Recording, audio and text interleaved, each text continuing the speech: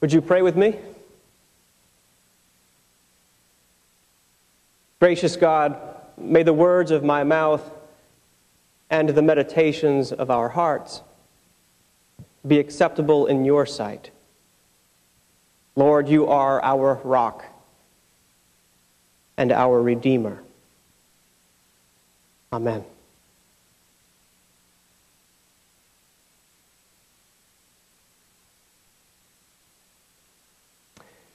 Gaylord Noyce.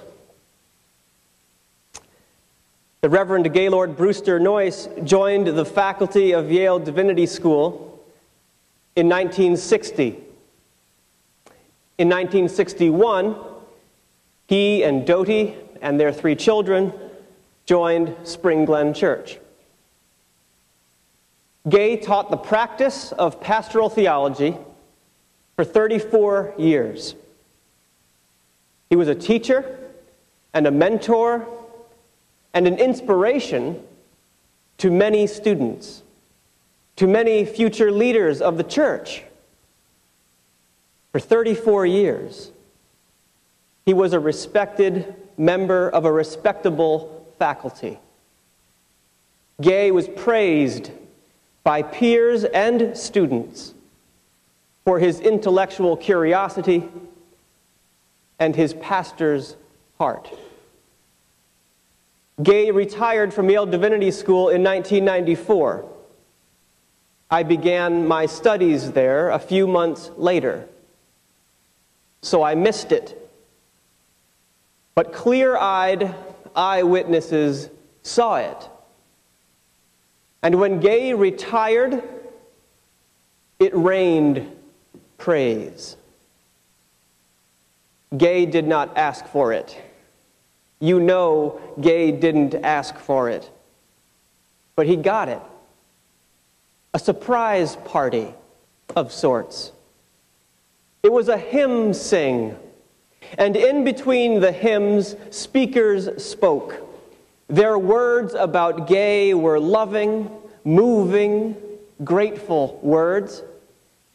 Words well chosen and well-deserved.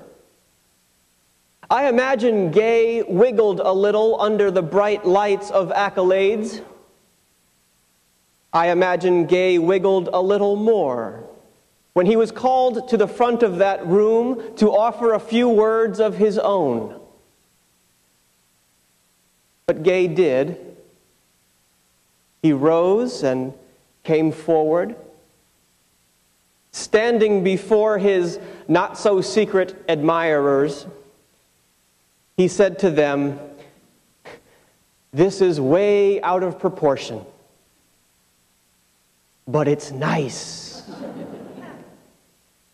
This is way out of proportion, is very Gay Noyce, but it's nice, is very human. What truth-telling soul doesn't like that kind of nice?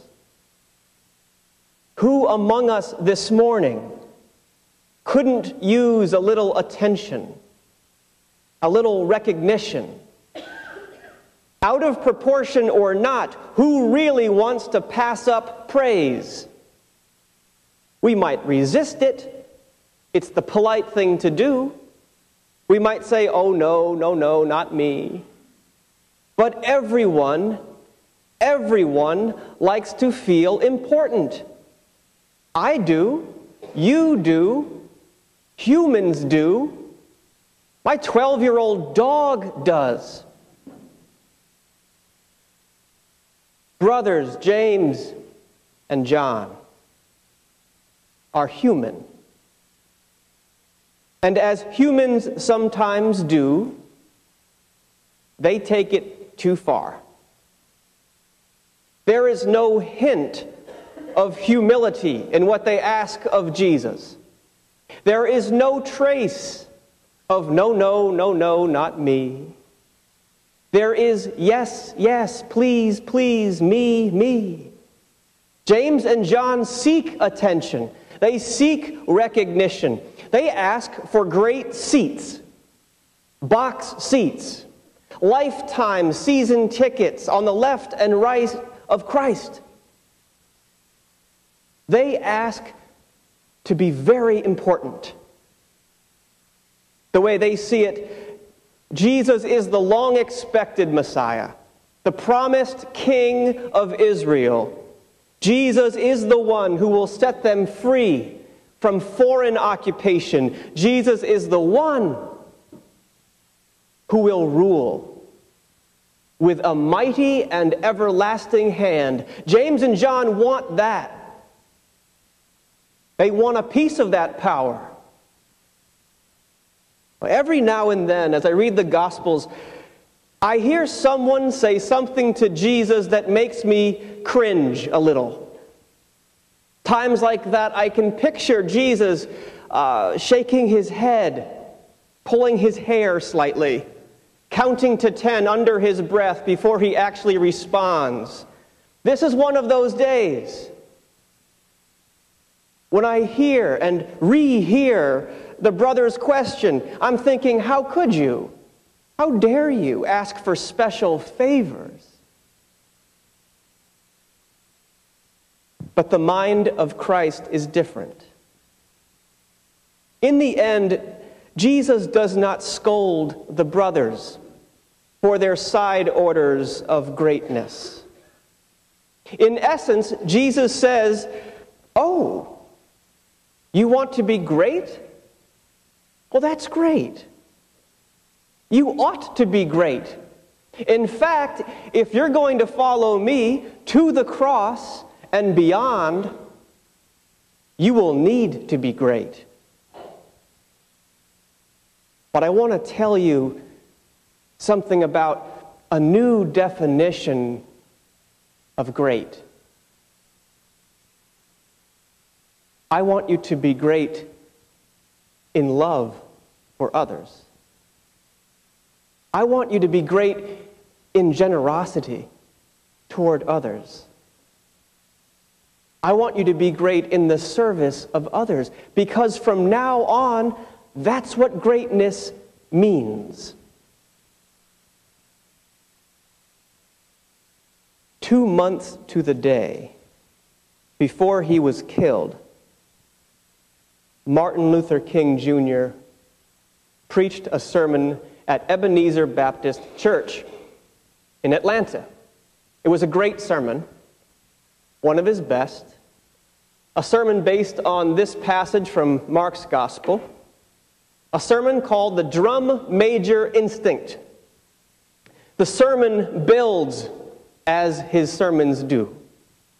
The momentum, the voice, build and build. And at the high point of the sermon, King makes it plain.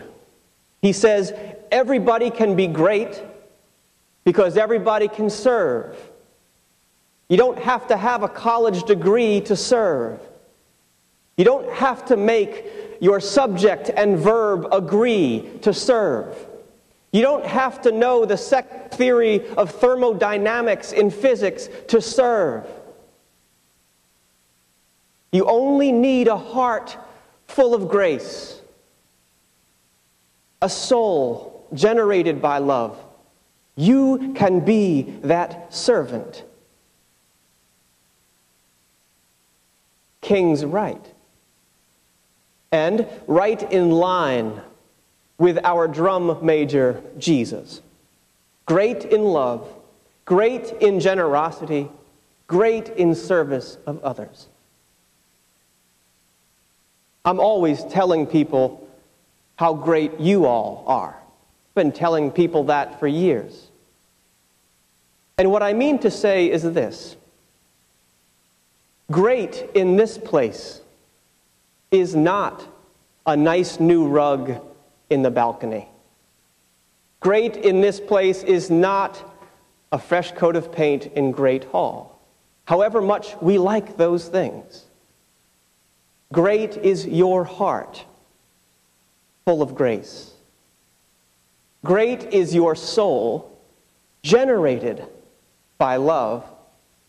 Great is your desire to be great for someone else's good. This is the kind of great that Jesus teaches James and John and you and me. This is the kind of great that I saw happen here on Monday night.